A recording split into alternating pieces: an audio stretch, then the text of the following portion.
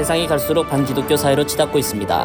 우리에게 기독교를 전해준 서구에서부터 마약이 합법화되고 동성애, 동성결혼, 성전환이 첨단 문화의 상징처럼 그려지고 있습니다. 반기독교 문화 공세에 이렇게 밀리면 교회뿐만 아니고 나라와 사회가 지탱하지 못합니다. 이 땅의 성도들이 다 제쳐놓고 신앙 재무장에 나설 때입니다. 메신저 뉴스 첫 순서는 서울도안교회 김영주 목사님, 대전제일교회 김철일 목사님, 부산해안교회 조성일 목사님입니다. 저희 교회 장로님이 계신데 3번이나 사업에 부도를 맡게 되었습니다. 그 권사님은 너무 충격받아서 양쪽 귀가 다 먹어버렸어요. 그런 상황 속에서 이제는 죽는 것밖에 없다고 생각을 하게 됐어요. 근데 마침 교회에 특세가 있다고 그러니까 옛날에는 한 달 70일 연속해서 했거든요. 특세나 해보고 죽자, 그런 마음을 가지셨어요. 그래서 했는데 2주일 지나도 별 변화가 없는 거예요. 15일째 주님께서 이분의 귀를 여신 거예요.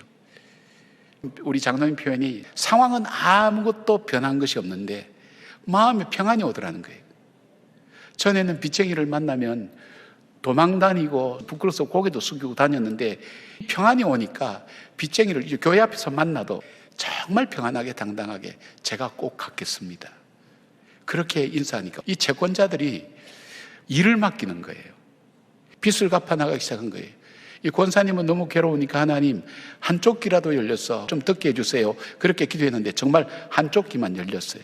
요즘 그래요. 제가 기도 잘못했다고. 그때 두 쪽 귀를 다 열어달라 그러는데 믿음이 없어서 한쪽 귀만 해서 한쪽만 들리세요. 지금도. 그런데 작년에 이 사업 매출이 전국에서 1등을 하셨어요. 그 아들 집사님 그래요.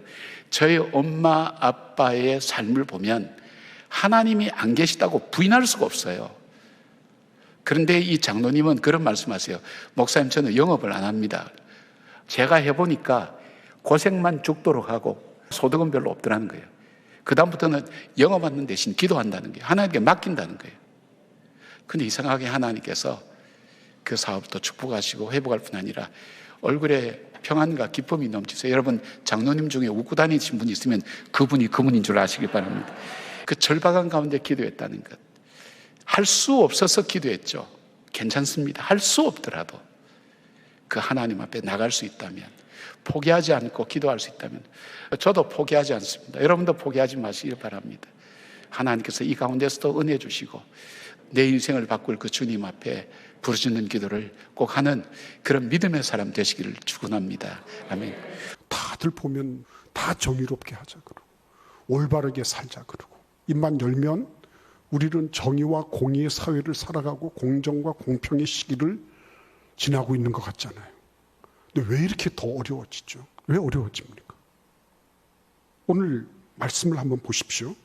사람들이 자기를 사랑하며 돈을 사랑하며 자랑하며 교만하며 비방하며 부모를 거역하며 감사하지 아니하며 거룩하지 아니하며 무정하며 원통함을 풀지 아니하며 모함하며 절제하지 못하며 사나우며 선한 것을 좋아하지 아니하며 배신하며 조급하며 자만하며 쾌락을 사랑하기를 하나님 사랑하는 것보다 더하며. 이런 모든 목록들이 왜 줄줄이 나오면서 참혹한 지경까지 이르는 그런 세태를 우리가 봐야 될까요? 말씀을 하나하나 조금 읽어가 보면 거기에는 누구 다른 얘기가 아니라 내 얘기가 그 안에 있잖아요. 아는 것과 아는 것에 대해서 내가 바르게 대응하고 그것에 대해서 올바르게 행동하는 것이 안 되는 이유가 어디에 있을까요? 우리가 말씀 읽어보겠습니다. 경건의 모양은 있으나 경건의 능력은 부인하니 이 같은 자들에게서 내가 돌아서라. 쭉 얘기를 해놓으시고요. 사도 바울께서 디모데에게 경건에 대해서 말씀하십니다. 그런데 경건의 약점은 뭐죠? 모양새를 낼 수 있다. 살짝 가지고 가장할 수 있기 때문에 속아 넘어갈 수 있는 거예요. 기도하는 것처럼 할 수 있어요. 그렇죠? 찬송도 얼마나 열심히 잘 부를 수 있어요. 그러나 찬송과 가사하고 나는 관계가 없어요. 모양은 다 차릴 수 있는데 실제 무게 중심은 나로부터 떠나가 있습니다. 다른 곳에 있어요. 자기 사랑, 돈 사랑 여기에 다 가 있는 경우가 있는 거죠. 저라고 예외가 아니고 누구라고 예외가 아니에요. 우리는 다 그런데 함몰될 수도 있고 흔들릴 수도 있어요. 그럼에도 불구하고 여러분, 경건이 뭔지 아십니까? 하나님의 뜻에 대해서 반응할 수 있는 태도예요. 하나님이 무엇을 기뻐하시는지, 하나님이 원하시는 것이 무엇인지, 하나님의 말씀에 지금 여기에서 내가 어떤 것을 결정하는 것을 원하시는지, 이런 거에 대해서 반응할 수 있는 게 경건이라 그랬어요. 자녀들도 우리 부모님들이 말만 뭐 이런 게 아니라 우리 부모님들이 진짜 힘들고 어려워도 하나님의 말씀을 따라 순종하려고 발부둥 치더라. 이거 보면서 나도 저런 믿음 가져야 되겠다, 이런 거죠. 내 주변에 있는 직장 동료들도 저분이 자기 이기적인 뭘 가지고 하는 게 아니라 정말 우리 사무실 전체를 생각하고 우리 회사를 생각하면서 자기를 희생하려고 하는 그런 정신이 있구나, 이런 거 보면서 동료들도 예수 믿는 사람에 대해서 평가를 다시 해야 되겠다, 이렇게 생각하는 것 아니겠어요? 그러니까 나는 단기적인 손실을 각오하는 거예요. 예수 믿는 사람들만 할 수 있는 거예요. 그래서 경건의 능력이라고 하는 거는요, 먼저 자기에게 적용되는 거죠. 그렇게 해서 내 행동을 변화시키고 내가 스스로를 통제하고 조정하는 거예요. 그거는 자기 몫이에요. 예수님께서 이거는 누구 죄고, 이건 헤롯의 죄고, 이건 빌라도의 죄고, 이거는 제자들의 죄고, 너희들이 나를 배신 때리고, 이렇게 하지 않으셨어요. 김미경이라고 하나 유명한 강사가 있죠. 어느 날 하나님께서 그에게 이렇게 말씀하시더래요. 너 막 살지 말고 잘 살아라. 내 바깥에서 살면 막 사는 거고 내 안에 살면 잘 사는 거다. 자기 개발에 대해서 강의를 하는 사람이니 나는 열심히 잘 산다고 생각했는데 그게 아니라 막 살았다는 사실을 깨닫게 되었다는 것입니다. 내 뜻을 이루기 위해서 열심히 살면 그건 열심히 막 사는 겁니다. 그러면 허무해지는 겁니다. 그러나 예수님 안에 살면, 예수님의 뜻을 구하고 살면 그것이야말로 잘 사는 것입니다. 내 관심이 예수님이 관심 기울이는 것 안에 있어야 합니다. 그러려면 십자가와 부활의 관점을 늘 가지고 살아야 합니다. 예수님의 십자가와 부활이 우리의 삶을 해석해내는 두 개의 렌즈가 되는 거죠. 예수님이 내 모든 죄를 다 지시고 십자가에서 죽으셨다. 십자가에서 예수님 죽으실 때 십자가에서 내 뜻도 죽었다. 예수님 다시 살 때 나도 다시 살았다. 예수님의 뜻이 나의 새 뜻, 내 새 갈망이 되었다. 이 십자가와 부활의 두 렌즈 없이 살면 우리의 인생을 제대로 해석해낼 수가 없어요. 실컷 살았는데 뭐 때문에 살았는지, 뭘 위해 살았는지 허무한 것이지요. 예수님이 길이신데, 예수님이 내 앞에 계신데, 근데 예수님 앞에서 길을 잃어버리는 거예요. 십자가와 부활에 대해서 명확히 알아야 돼요.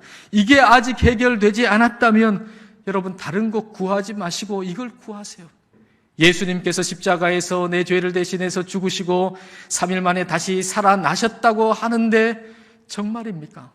우리 하나님께 구하세요. 성령님께 물어보세요. 우리 예수님께서 죽으시고 다시 살아나셨다는 게 정말입니까? 내가 성경 읽을 때 그걸 깨닫게 해 주십시오. 내가 기도할 때 그걸 깨닫게 해 주십시오. 하나님의 방법으로 그걸 깨닫고 밝히 알게 해 주십시오 하고 우리는 구해야 합니다. 진보, 본능적 자유, 다양성을 내세워서 서구의 기독교 문화를 무너뜨린 이 세력은 이제 대한민국을 먹잇감으로 삼고 있습니다. 이들은 가정을 해체하고 동물적 평등사회, 공산사회를 추구하고 있습니다. 이에 따라 동성애 동성결혼으로 남녀 성구별을 없애고 신부모 친자녀 관계도 없애려는 것입니다. 초대교회의 브리스길라와 아굴라 부부 같은 복음가정 회복이 급선무입니다. 메신저 뉴스 두 번째는 고향 삼성교회 김영수 목사님, 부산항서교회 나이천 목사님, 광주열린교회 김현주 목사님을 연결합니다. 브리스길라와 아굴라와 브리스길라. 성경이 이 부부를 기록할 때 한 가지 특징이 있어요. 항상 부부의 이름을 같이 기록한다는 점이에요. 그리고 남편보다는 아내의 이름을 먼저 기록합니다. 성경에 6번 기록되어 있는데 4번은 아내의 이름을 먼저 기록하고 남편의 이름은 2번 먼저 기록되게 했습니다. 사도행전 18장 2절에 보면은 당시 로마의 황제 글라디우스 황제가 명령을 합니다. 유대인들이 로마를 떠나라. 이때 브리스길라 아굴라는 정든 집을 버리고 로마를 떠나게 됩니다. 고린도로 이사를 가게 됩니다. 이때 사도 바울이 고린도를 방문하게 됩니다. 이 당시에 바울이 굉장히 영적으로 침체되어 있을 때, 복음을 전하다가 여러 가지 어려움을 겪게 되었을 때 기가 막히게 이들 부부를 만나게 됩니다. 이 부부가 사도 바울의 필요를 채우고 복음 전도의 사명을 잘 감당할 수 있도록 뒷받침해 주었습니다. 이 브리스길라 아굴라 부부는요, 신앙 때문에 박해를 받다가 적어도 4번 이상 주거지를 계속 옮깁니다. 바다 건너 옮기는 겁니다. 본도라는 곳에서 로마로, 로마에서 고린도로, 고린도에서 에베소로, 그리고 마지막 에베소에서 다시 로마로 들어갑니다. 이건 죽으로 들어가는 거예요. 초대교회의 한 문서에 이 부부에 대한 기록이 이렇게 남아 있습니다. 아굴라와 브리스길라는 우리 중에 가장 으뜸되는 부부의 이상형이었다.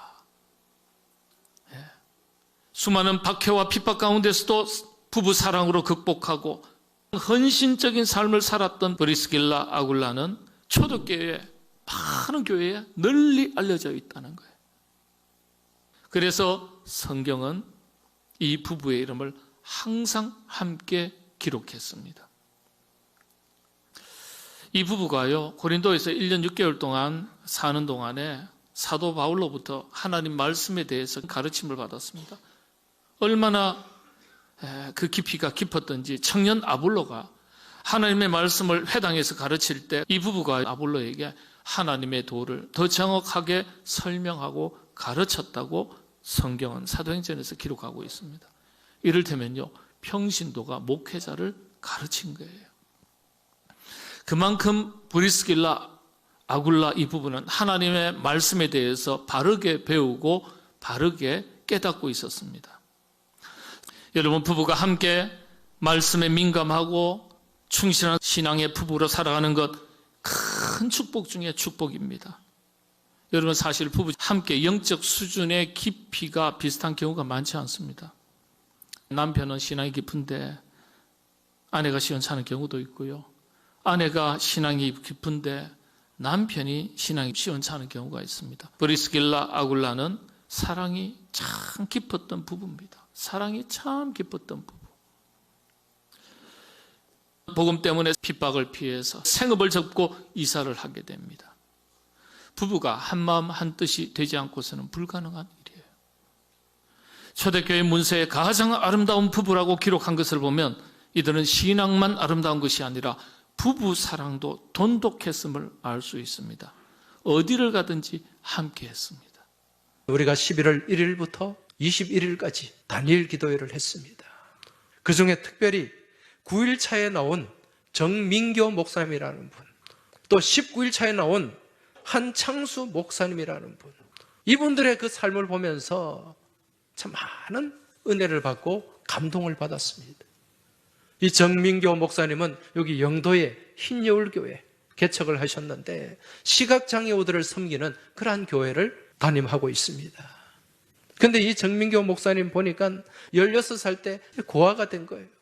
버려진 삶 가운데 예수님을 만나게 되었고 예수님의 말씀이 그 10년 가운데 채워짐을 통해서 놀라운 은혜를 받게 되고 지금은 하나님의 말씀을 증거하는 목회자로서 삶을 살아가고 있다는 것입니다. 그리고 19일 차에 나온 한창수 목사님, 대구에 유흥업소가 가장 많은 그런 동네에서 일찍 초등학교 때 어머니 암으로 세상 떠나고 아버지는 술에 쩔어 있었는데 자식들 다 버리고 누나는 또 그게 너무 힘드니까 또 먼저 시집가 버리고 이 초등학교 다니는 한창수 어린이 혼자 버려진 거예요. 주일날 친구가 교회 52번 가면 필통 준다, 그 말에 이끌려가지고 그 교회 갔더니 그 교회학교 선생님이 이 버려진 이 아이 한창수를 보고 너는 정말 존귀한 존재다. 들꽃도 하나님이 입히시고 또 공중의 새도 다 먹이시는데 하물며 창수 너일까 보냐. 근데 그 얘기를 들으면서 나는 귀한 존재구나. 나는 복된 존재구나. 그러면서 하나님 말씀이 들어오기 시작했고 권사님들이 혼자 살아가고 있는 이 아이 먹여주고 또 용돈도 주고 그렇게 해서 또 고등학교도 다니고 또 신대원 가서 신학을 공부하고 대구의 칠곡 쪽에 교회를 개척해서 말씀 중심 교회로 성장하고 있더라고요. 여러분 이 두 목사님들 초등학교 때 다 버려진 시띠나무와 같은 그러한 존재들이에요.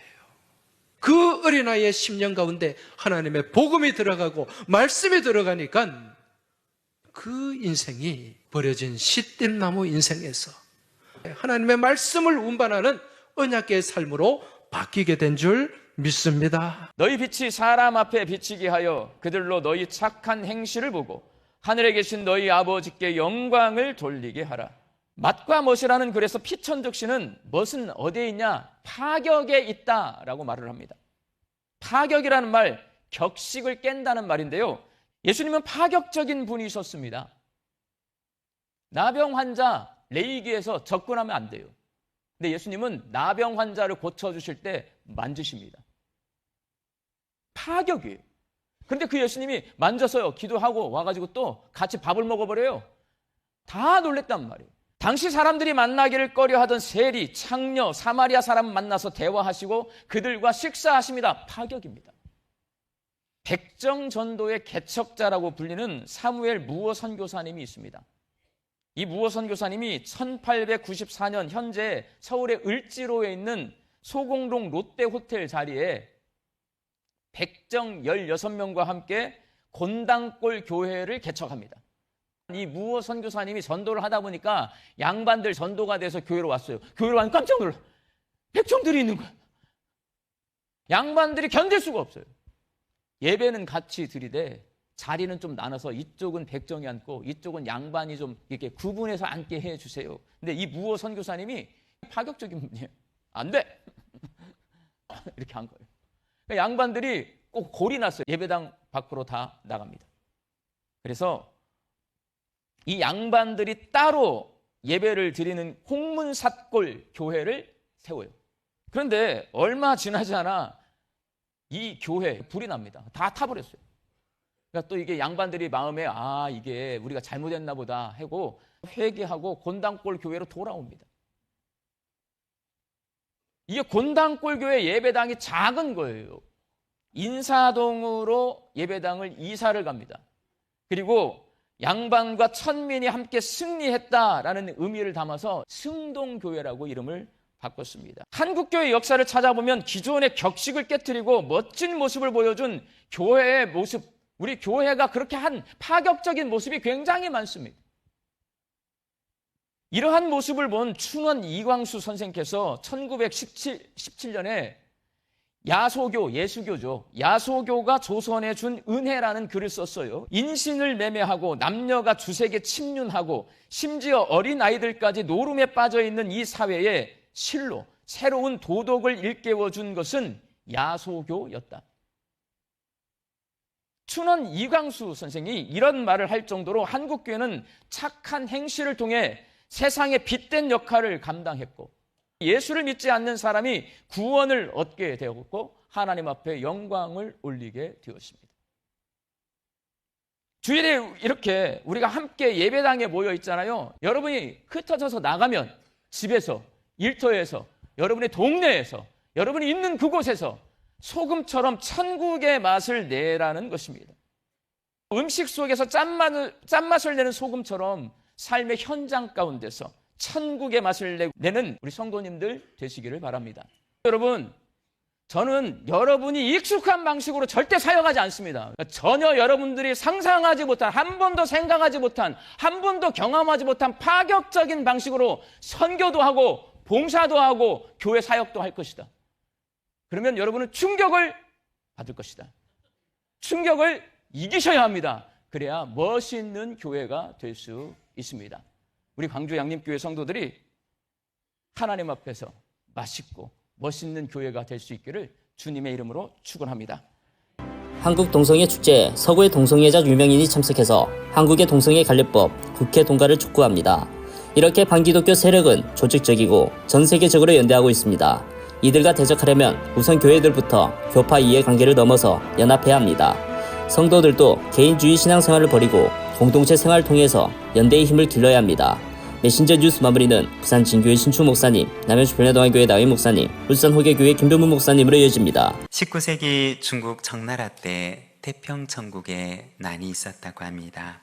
황제는 반란군을 진압하기 위해서 토벌군을 보내지만 번번이 패했다는 소식뿐이었습니다. 황제는 보고서 가운데 연전연패라고 하는 글이 올라올 때마다 장수에게 무거운 벌을 내렸다고 합니다. 당시 증국번이라고 하는 젊은 장수가 토벌군의 장수로 임명이 되었습니다. 증국번 역시 날이 갈수록 강해지는 반란군을 이겨낼 수가 없었습니다. 그는 이런 보고서를 적어서 보내었다고 합니다. 연전연패가 아니라 연패연전. 이 말의 뜻은 계속 패배하고 있지만 그럼에도 불구하고 우리는 이 싸움을 계속하고 있습니다. 라는 의미였습니다. 이 보고서를 받고서 황제는 증국번에게 벌을 내는 대신에 오히려 상을 하사했다고 합니다. 살아가면서 우리에게도 계속해서 전쟁과 같은 일들이 일어나기도 합니다. 자랑스럽게 이길 때도 있지만 이겨내지 못하고 질 때도 있습니다. 그러나 계속해서 지더라도 포기하지 않고 싸우기를 계속한다면 언젠가는 우리에게 이기는 날도 오게 될 것입니다. 이기고 견디는 자에게는 만국을 다스리는 권세와 어둠을 밝히는 새벽별의 영광을 주시겠다고 약속을 하십니다. 이러한 권세와 이러한 영광을 받는 자가 되시기를 바랍니다. 요셉처럼 다니엘처럼 주님 오시는 날까지 세상으로부터 자기를 지키며 주님의 칭찬을 받는 하나님의 거룩한 백성들이 되시기를 바랍니다. 연세대학교 명예교수이신 김형석 교수님이 쓰신 에세이 중에 한 이야기입니다. 올해로 104세이신 교수님이 40년 전인 60대 때 매일 퇴근을 하면 그 당시 8순이 넘으신 어머니의 방으로 들어가서 어머니가 하시는 이야기를 30분 남짓 들어주면서 그렇게 매일 그렇게 하시면서 중요한 교수님의 일과 중 하나였다고 합니다. 얘야, 오늘 옆집 개가 강아지를 7마리나 낳았는데 그 중에 2마리는 흰둥이고 3마리는 검둥이고 또 2마리는 얼룩이를 낳았다더라. 이렇게 얘기를 한답니다. 어쩌면 어머니가 하시는 이런 이야기들은 한국 최고의 지성인 교수님 입장에서는 별로 중요하지 않은 소소한 일상의 이야기였습니다. 하지만 매일 저녁 어머니 방에 들어와서 이야기를 들어주는 아들이 있기에 이 팔순의 어머니는 하루 종일 아들에게 들려줄 이야기거리를 준비하고 저녁에 아들이 오면 재미난 이야기를 해주려고 그렇게 기다리셨다고 합니다. 그렇게 어머니를 만나는 것은 본인의 행복 중에 가장 큰 행복이었다라고 그렇게 쓰고 있습니다. 이 에세이를 읽으면서 이 교수님이 자식된 도리를 참 잘하셨구나 하는 생각이 들면서 아이고, 나는 이 교수님에 비하면 자식된 도리를 잘 못하고 있구나 하는 그런 생각이 들었습니다.